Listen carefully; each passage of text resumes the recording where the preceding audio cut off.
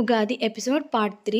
ముందు రోజు నైట్ కాచుకున్న అంబలి అమ్మవారి దగ్గర పెట్టేసి పూజ చేసుకున్నాను అనమాట. ఇంట్లో మా స్ట్రీట్లోనే వేరే టెంపుల్ ఉంటే అక్కడికి వెళ్ళామన్నమాట. అంబలి తీసుకొని అక్కడ కొంతమందికి పూజ చేయించేసి అంబలి అయితే పోసేసాను అనమాట. నేను ఆ వీడియో తీయలేదు.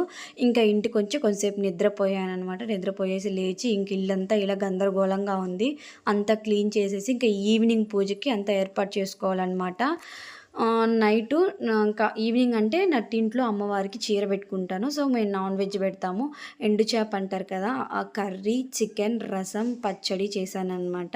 సో ఇవే మేము మెయిన్గా పెట్టేది.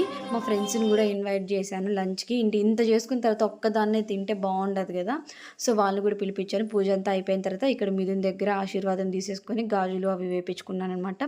వచ్చిన ఫ్రెండ్స్ కూడా లంచ్ చేసేసిన తర్వాత వాళ్ళకు కూడా పూలు జాకెట్ పెట్టాను.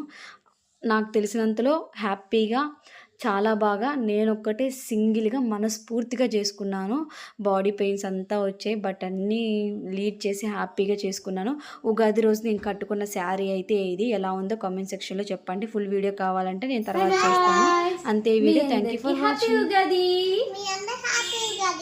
Happy Ugadi guys.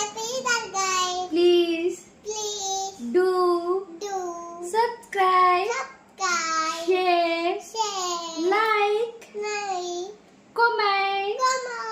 Thank you for watching. Thank you for watching.